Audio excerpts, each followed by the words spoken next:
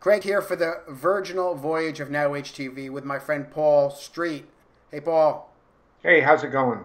It's going all right. I should say that it's Dr. Paul Street in case anybody hurts themselves. Oh, that's key. That's critical. Yeah. Paul's here to come to your assistance. But what exactly is your PhD in, Paul? There's a doctor in the house. Yeah. History. History. Good. PhD in American history. You got it. Right. So everything happened up till this moment, including 5 minutes ago. Paul's an expert in that. Yeah, it's everything that occurred in the past. Yeah, it's very good. Every single event, from the Big Bang until when you sat down at that chair. Excellent. So I should say that you and I first met. There was a piece you wrote probably about a year ago on Counterpunch, and probably critical of Bernie Sanders. And I said I want to talk to this guy, and we did a little Now Age conversation thing. And then I realized that, wow, we're like the same age. We have the same cultural references. We like the same music.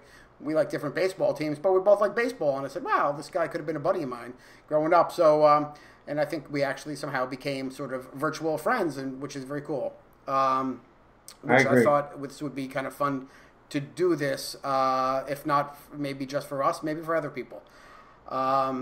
For anybody who didn't get to wish Paul a happy birthday yesterday, you still have time to do so. So he's accepting birthday wishes. But this year, as every year, my birthday was immediately overshadowed the next day by Bob Dylan, Nobel Prize winning, Pulitzer and Nobel Prize winning birthday on May 24th. Yeah. For Christ's sake. Yeah. I don't have anybody that illustrious, in my immediate zone. I've got Bob Dylan and Karl Marx in the same month. Oh, yeah, there you go. Very commoner, too, by the way.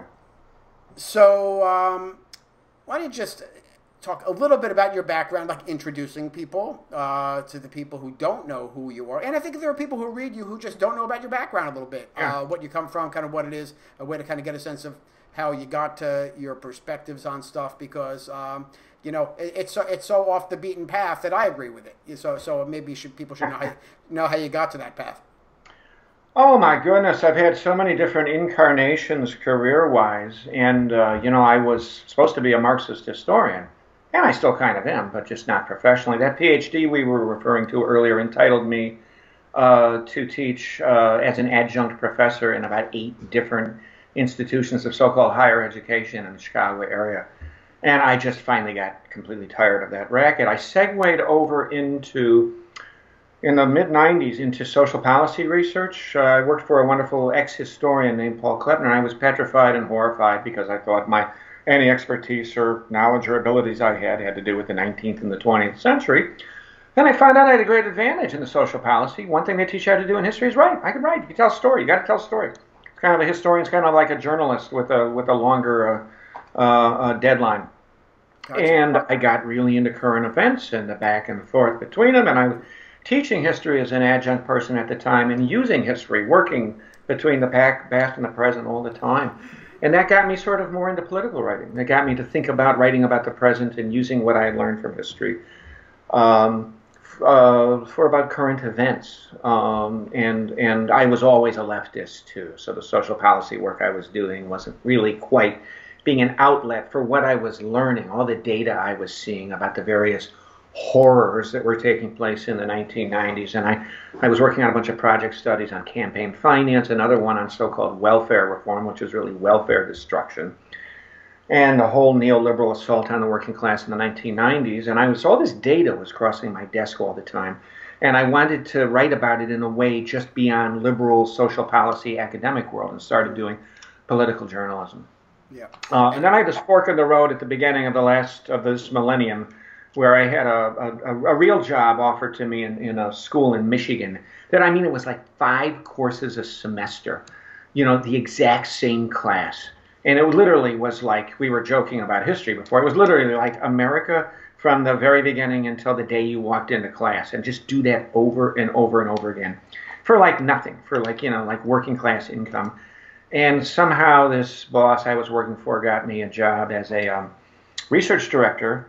Got me into an interview for a job as a research director and even the vice president for research and planning at the Chicago Urban League, which was really kind of an in the arena, frontline kind of Chicago area, Chicago metro area, black civil rights. Not really. It's kind of neat corporate neoliberal. But in any event, the research department had a real tradition. And I got really interested in Chicago politics, in Illinois politics, and that's when I had my first exposure to Obama.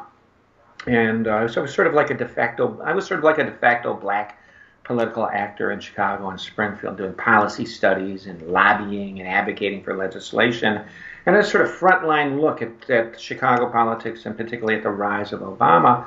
And when we ended up moving out to Iowa City, later, after my CEO had drunk the organization almost into the ground and I couldn't get grants anymore and I decided to be an author, I was just perfectly situated to see the Obama phenomena. And of course, I had a critical perspective on it from the left and from first-hand knowledge in Chicago. And here we were in Iowa, the ultimate presidential state. The only other place that comes close is New Hampshire, right? The first caucus and the first primary state.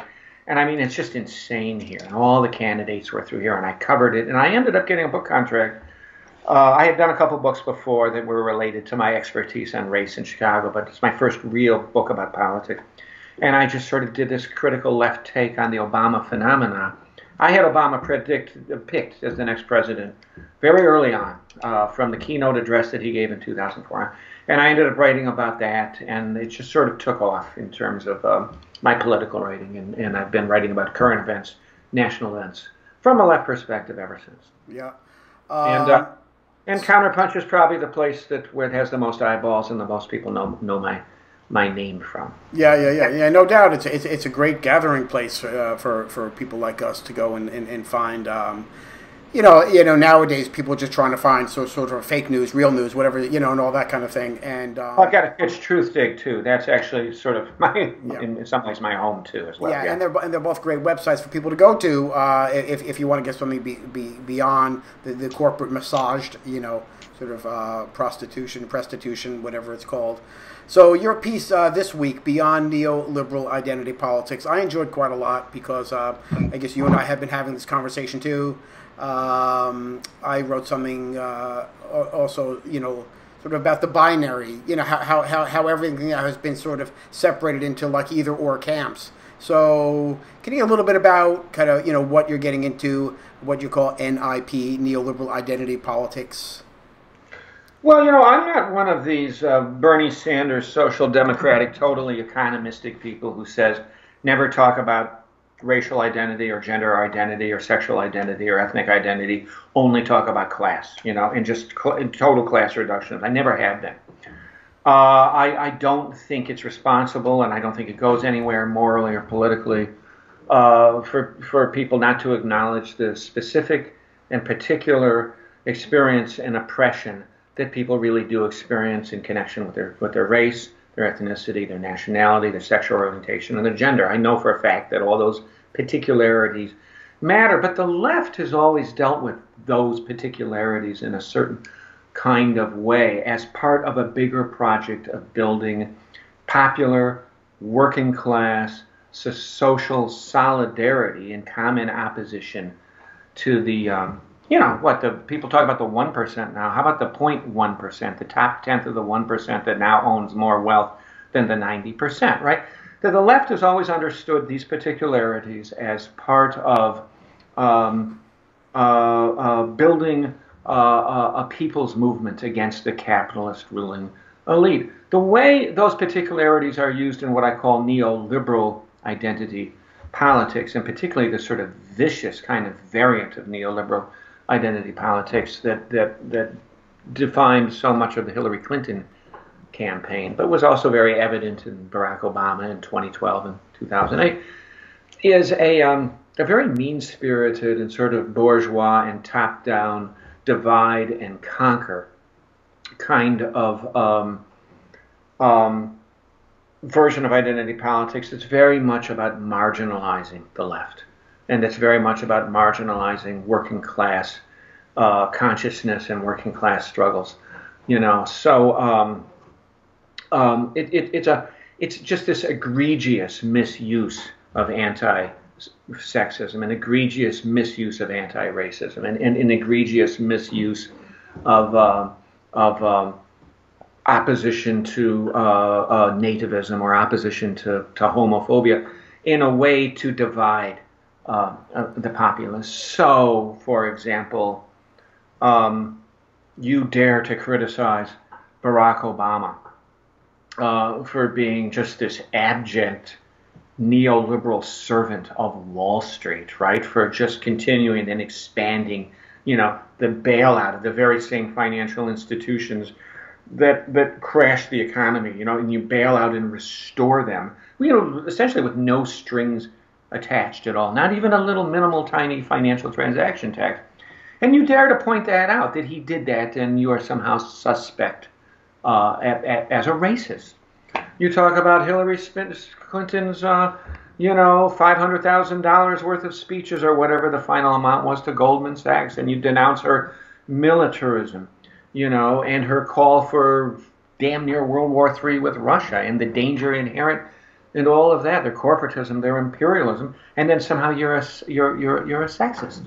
It's a misuse of anti-sexism to just demonize people on the left, and this is now just right. If you dare to raise any concerns about the impact, let's say here in Iowa City, where I'm talking, of Sudanese, Congolese, and Central American immigration, and you dare to have any concern about the impact of that immigration on union power and the unskilled labor market, here in town, just to even have concerns about it, and you're immediately suspect of being a racist or a nativist. You're opposed to people from other countries because you're some kind of racist. And it just go on down the line. You raise any particular kind of objections to what the Democrats do, and that suggests that you're either a sexist or a racist or a nativist or whatever. And it just gets absurd. And what it does, it's very paralyzing. I find this in blue areas, blue zones, campus towns like Iowa City. Among liberals, and particularly among the professional class, the very self-righteous, elite, university-based, professional class-based liberal, that it's become almost impossible to have a discussion anymore about how a Hillary or an Obama or a Rahm Emanuel, or you just naming your top line corporate Democrat, is a tool, is a servant, is an agent, is connected to the nation's unelected dictatorships of money and empire just every bit as much, if not more so, in many cases, than the Republicans are. And no, you're told that that's racism, that's sexism, that's nativism, whatever. And it's just you end up like Emily Littell in the old Saturday Night Live skit, and you go, okay, well, never mind. And you just you just give up. It stops everything. We were out in New York to dinner with some friends about a week ago, and I brought up this topic, something that you raised in your piece about how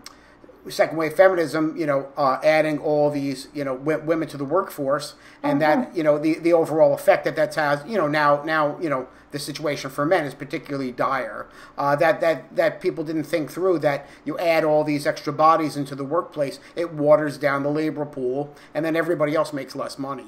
It doesn't inherently, but it does in a context of weak unions, without defense, without a floor under wages. I mean, it became part of the weaponry that the capitalist class, I think, was able to use against all of us. Yeah, exactly. And to bring that up and just say, well, here's the cause and effect, and to say, intentionally no, and nobody saw this coming in the beginning, but maybe the capitalists saw that. Oh, great, here's a way that we can create this wedge.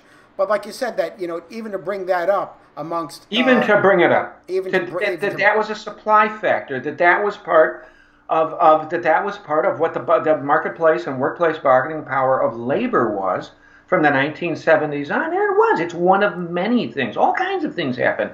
There was a takeoff of globalization. There's been an increase of automation.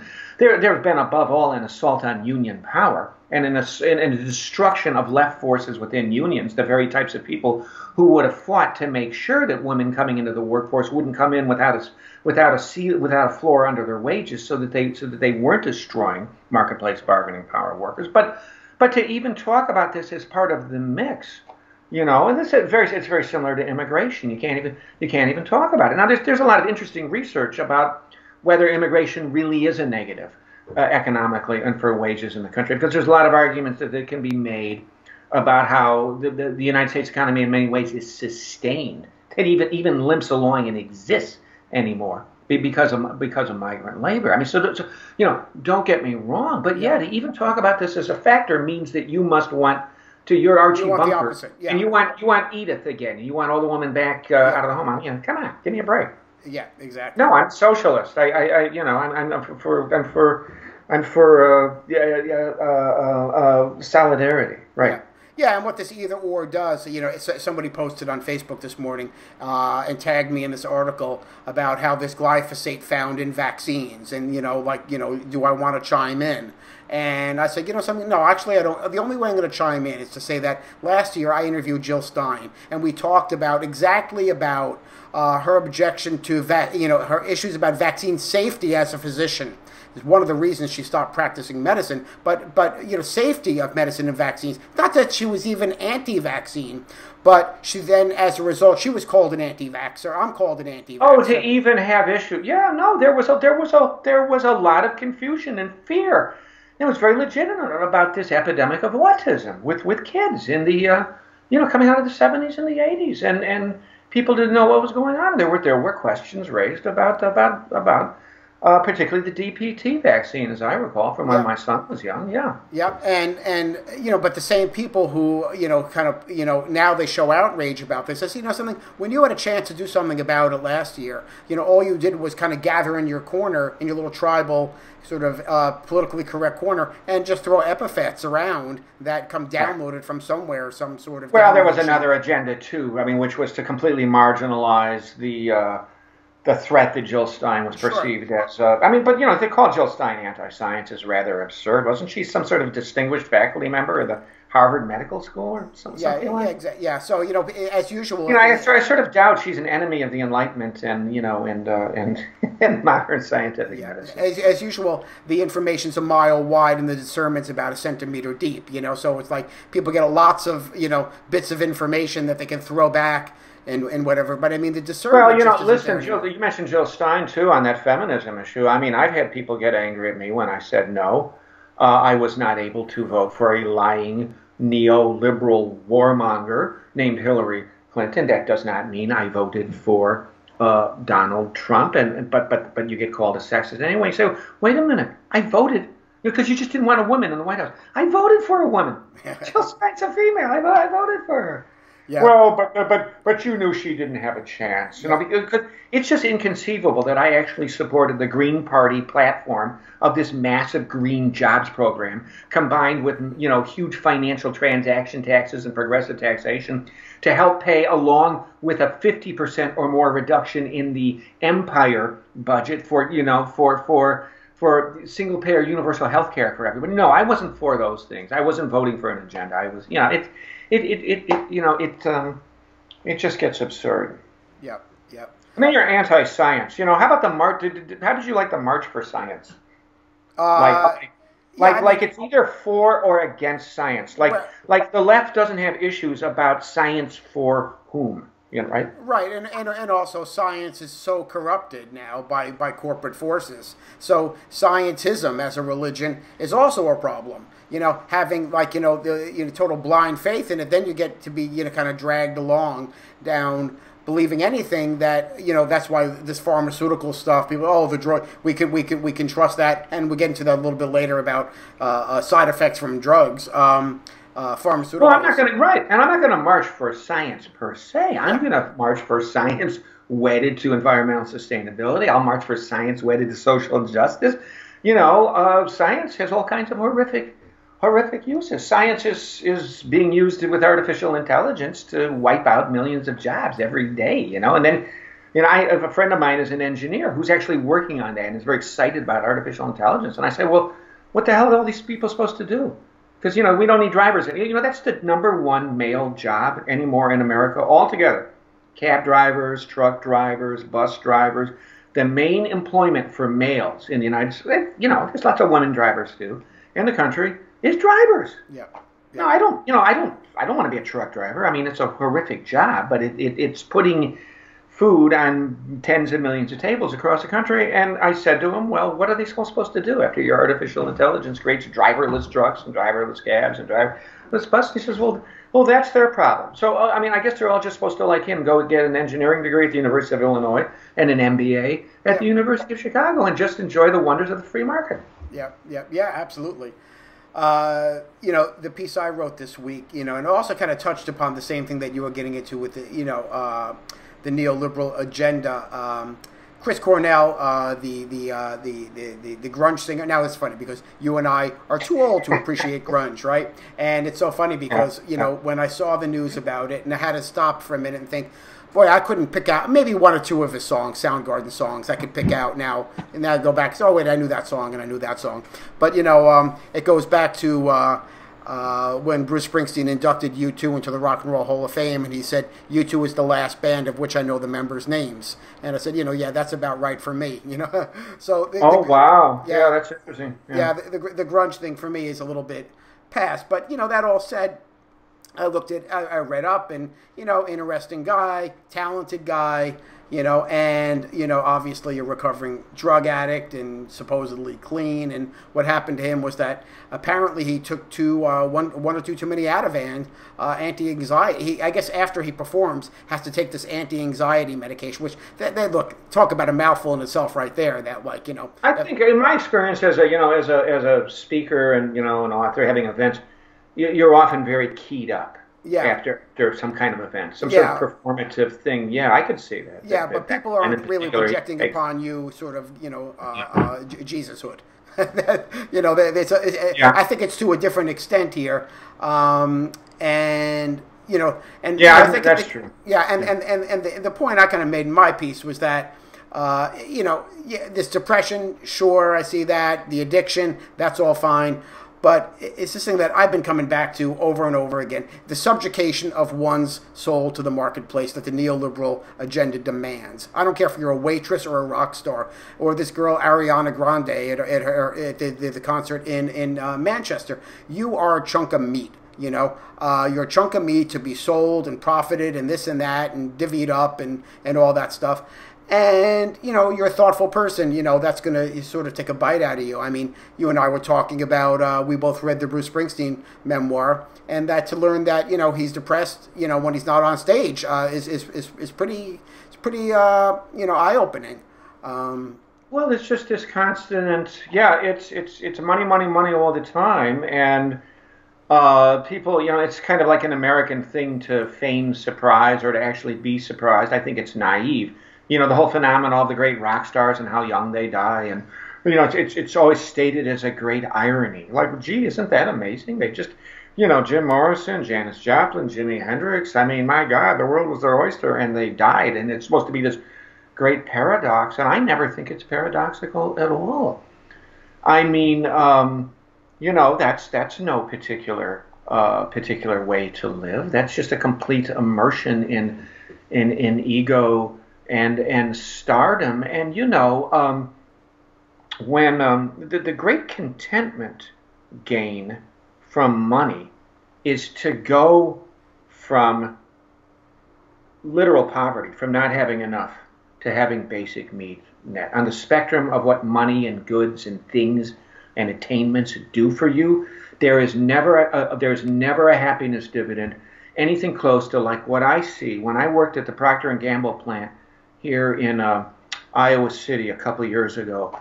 The people who were coming out of the South Sudan, I mean, where they're just butchering people, and it's worse now. Or the Democratic Republic of Congo, where a report came out that said this last year 30 million people were displaced in the Congo. And they pass through the lottery, and they pass through the immigration hurdles, and they get a freaking $10.50 an hour job here. Putting Head and Shoulders bottles on an assembly line at the Procter & Gamble plant. Low status job, right? You develop carpal tunnel. They're happy as hell. They have running water. They have a roof over their heads. Their basic needs are being met. They're laughing with glee at these nicely running cars they are able to drive around and go to Kmart and Walmart and bake nice success. There's no bigger gain than after that. It's just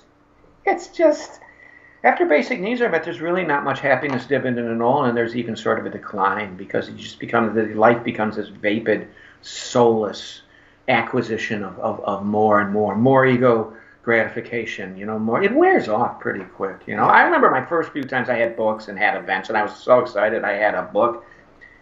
And then I was out, and then it's just a drag. After a certain point, it really kind of wears off. Yeah. The other point I was trying to get at in this piece was just, does capitalism kill? And in the case of, I don't know that Chris Cornell, sort of committed suicide because of capitalism, but I could sort of, make the connection that it becomes deadly. And that, I use these other examples, like the Washington Post. And, it's funny because Washington Post is like, on one hand, when it comes to foreign policy and establishment agenda, it's horrible. It's become a horrible outlet of just talking about fake news, parading as actual news. But they've been doing some great investigative reporting on the organic foods industry, which nobody else has been touching on that level. And they did this piece, which I talk about in here. The biggest organic dairy in America in Colorado, and they supply the certified organic milk to Whole Foods, Trader Joe's, Costco, all these private label things, and they've got the stamp on it, USDA organic. And what you don't know is that there's not one standard out there. It's a pretty low bar. So you go out to your local farmer and you see the cows and they're grazing on hay. What's happening at these large scale farms, which most of the milk is coming from, they're pretty much conventional farms, and they're producing pretty much conventional milk. And the reason that's allowed to happen is because the USDA doesn't hire the inspector. They certify the certifier that's hired by the farmer. Sound familiar? They pay for the certifier. Yeah. So it's like the subprime mortgage. It's like the bank is paying the rating agency to give them a score. Yeah. And we see now. Well, what's the difference between milk that comes from cows that graze? Well, it's actually a better omega-6 to 3 profile, meaning that it's less inflammatory in the body. So you can make a case that people have more health problems, from this other kind of milk. Plus, also they're paying for something that they're not actually getting. They're getting ripped off, in the matter. Anyhow, kind of trying to just show that. On one hand, this conversation going around, is the problem capitalism? Is it neoliberalism? That to me is a little bit like inside baseball. So, like to you and I, where we're kind of like, kind of splitting hairs. Most people don't know what neoliberalism is. They barely know what capitalism is, and they're afraid to question any of that stuff. And I think they're important that we keep bringing these things up and showing people examples of how they impact on people's day-to-day lives, and potentially, in this sort of, celebrity era of like, this sort of, it would be great to know and great to interview him in the afterlife and say, hey, Chris, what happened? Well, capitalism absolutely kills on so many levels, and you're talking about one that is a sort of underestimated. A lot of people weigh that capital, big business runs everything. When you say that to John Q. Public, Joe Sixpack, the most typical thing they come back with is they talk about all the politicians are bought and paid for through campaign contributions. Well, that's a big deal. Campaign contributions are a really, really big deal. But it's so many more. It's such a more complex and many-sided control and destruction of everything than just campaign contributions. Job offers to people after they're in public service. You can make 5,000 times more money in the private sector than you ever could do when you're in the public sector.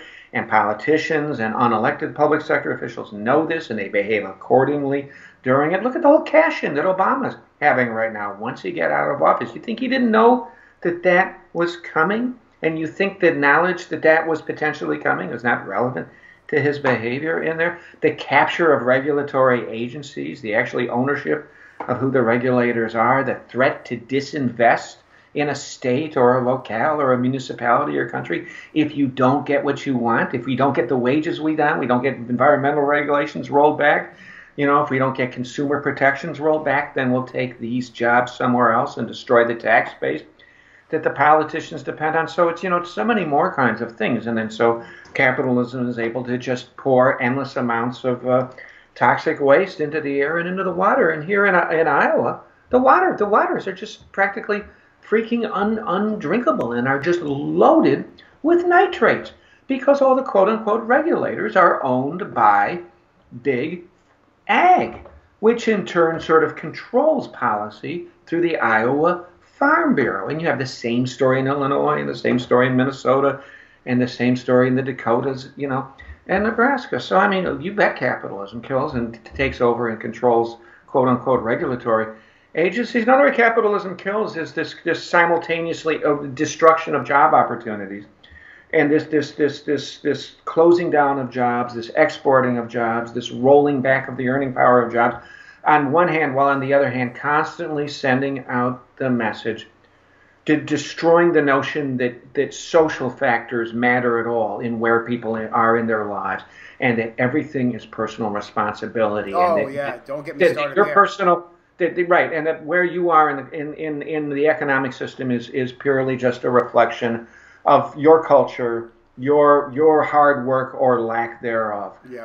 And so millions of people kill themselves every year because they've internalized this message that everything's their fault. Well, sorry. There are structural factors at play that mean that you can't go from high school and go start out at $25 an hour in an auto plant in Janesville, Wisconsin anymore. And it doesn't have a goddamn thing to do with a working class person's personal responsibility. It has to do with the ebbs and flows of the rate of profit as analyzed by Karl Marx in shockingly prescient kinds of ways that still matter in the 21st century.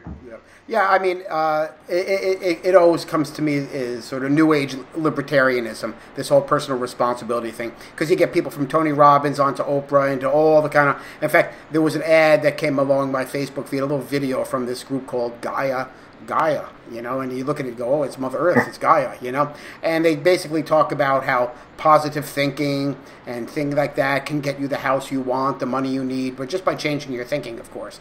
Like, there was that film, The Secret, several years ago, just by, visualize it and you will have it, kind of thing. Like somehow... So just everybody should walk around like they're shopping at Whole Foods. Yeah, no doubt. But, it's funny... I saw a video posted today about Cher. I guess there was some maybe another awards ceremony thing, and Cher gets up. Maybe it was the Billboard Awards or something. And I said, I was curious, what's Cher talking about? And what she said was that I got here mostly because of luck. And I was like, whoa.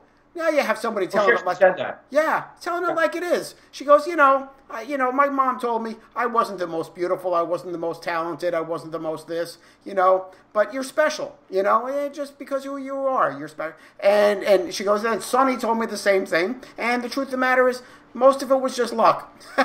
And it was like, wow. As a kid that grew up watching the Sonny and Cher show in the 1960s, I suspect that's probably true. Yeah, just having seen her. I mean, this was not exactly Janis Joplin vocals or Maria Casals or anything like that. Yeah. Yeah, but I mean, she crossed the red line there. You don't go on, the third rail. Oh, but that's a shockingly rare thing to hear someone actually admit, right? I got lucky. I got lucky. Yeah. Yeah. I'm not particularly good at anything. I'm endlessly fascinated by the consistency with which people who've experienced success will attribute it at some level at the end of the day to their own particular hard work. Absolutely.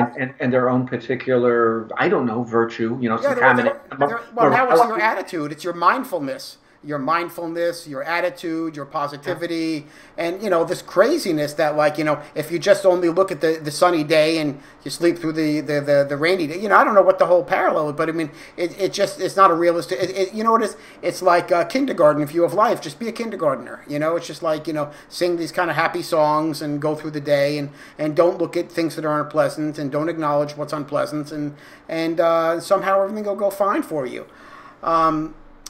there, you know, I've been Well, so right. like, yeah, people can't hear about what's happening to the planet. It's just too Oh yeah, yeah, yeah, unpleasant. yeah, exactly. It's a Yeah, big downer. So if you talk about the latest the massive Manhattan-sized ice chunk that's broken off of Greenland, it's as if you've just egregiously farted at the at the cocktail party, oh and should yeah, just go disappear somewhere. yeah.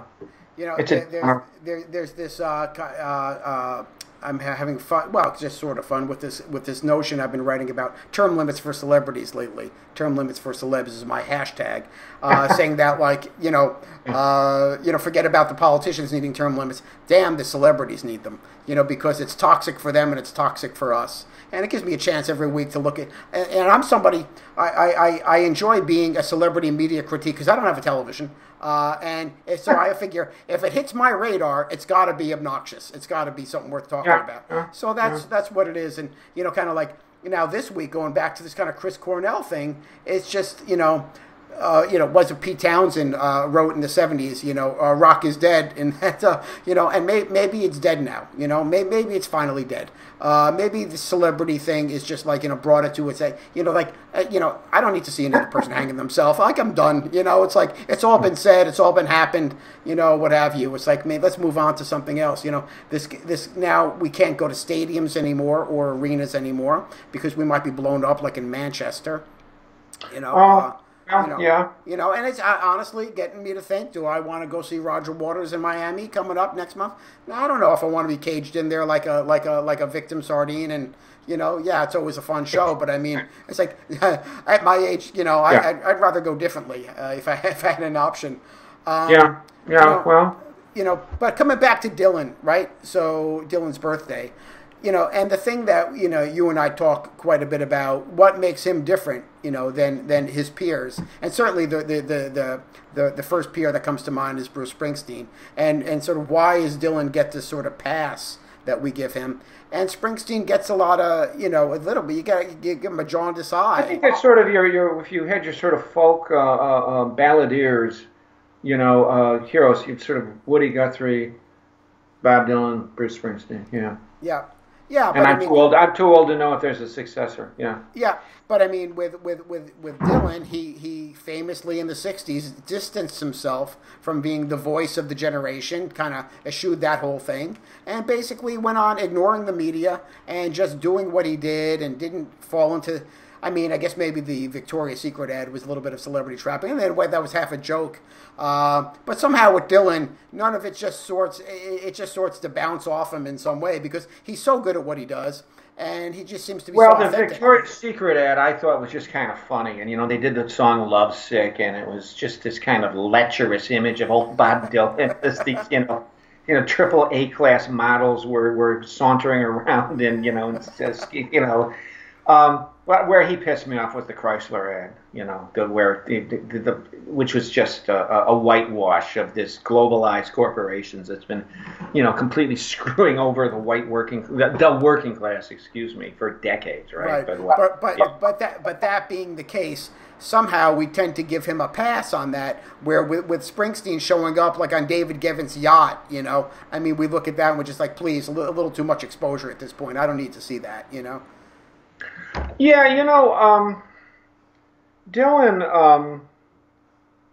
Dylan gets a lot more credit from me than Springsteen does. I think for two reasons. One is just I think there's genius in Springsteen. I mean, there's this extraordinary kind of moment. There's just Dylan's going in the time capsule with Shakespeare and Mozart and Picasso and Emily Bronte. I don't think you can. I mean, that's nothing against Bruce Springsteen or anybody else. I mean, Dylan's just extraordinary. When all those guys got together that made the Traveling Wilburys, was it Yeah. Tom Petty, George Harrison, Dylan, and who else was in that mix? Jeff Lynne and Roy Orbison, right? Yeah, right. And at one point they were all getting together to write their songs, and they all they decided, the other ones besides Dylan, sort of decided they almost needed to draft a verbal statement. Just so you know, Bob, we're going to treat you just like a regular human being, like the rest of us, because he sort of isn't, I mean, it's and there's some of the prolificness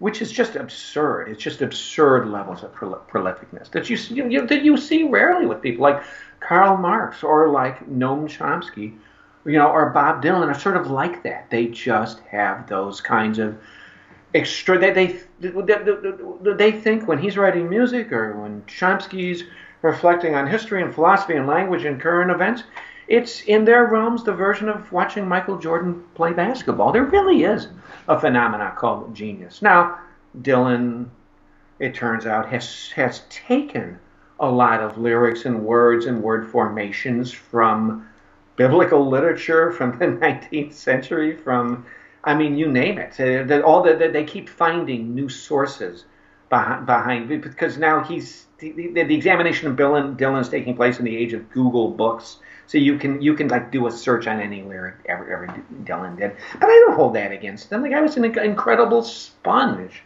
It's not verbatim plagiarism in any. And besides which, it's music. You get to do that in music. You get to take lyrics. You get to take chord formations. You don't get to take whole songs. But I mean, in any event, I really think he's a genius, and that's different than he's an epic, historic, once in 300 year type of genius. And I don't think Springsteen.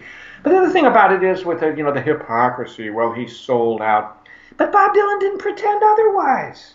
Right. That's the difference. He had that folk civil rights moment, and then the New Left wanted him to be the great sort of revolutionary icon, and that was frankly kind of scary and creepy and weird and goofy.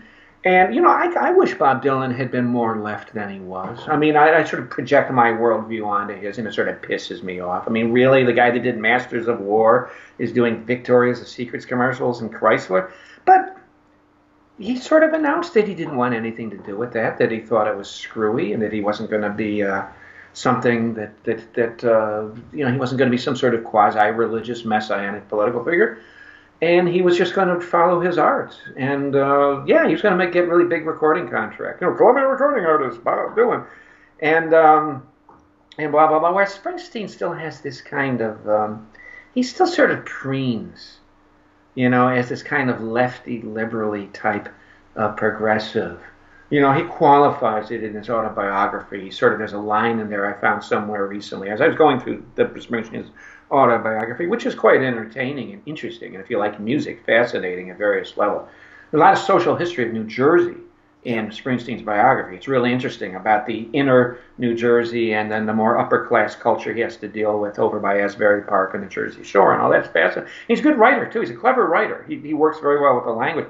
He's got this line in there somewhere about how he was inspired by Woody Guthrie after 9/11. But he would never really be Woody Guthrie because, as he says, I liked the pink Cadillacs too much. Well, okay, whatever, But so then say that and do that. Don't pretend to be, And then you're on David Geffen's yacht, having cocktails with Barack and Michelle and other corporate neoliberal sellouts, and then just don't pretend to be something you're not. And he probably should have done more drugs too. I think he might have relaxed and more at home with just being an artist instead of being so agonized about all of that. I mean, he was a rock star. What's the deal here? Sex, drugs, rock and roll. Yeah. He had to be agonized over it, so whatever. I sound cynical. No, I think it comes with our fermented age, And I think for some people it's charming. So I'm going to wrap. People can go to your website. Plus the guy's hokey. I mean, who calls a fastball a speedball, Oh, yeah. No, that's a whole other thing right there. Yeah. Oh, yeah. We're going to dig deep. It's going to get ugly. So Paul's got a new website. You should check that out. We'll link to it. And he's got a new Facebook page for, like a page, a real kind of professional page. And you should check that out and go like it and all that stuff. And you should go look at my stuff at Now Age Press and I'll link to all that. And we're going to be back probably next week to do a little more of this. And each time we're going to get a little bit better at it because whatever, with practice, we get better. Not perfect, but better. Yeah. All right. We'll talk soon. You bet. Later. Bye-bye. Bye.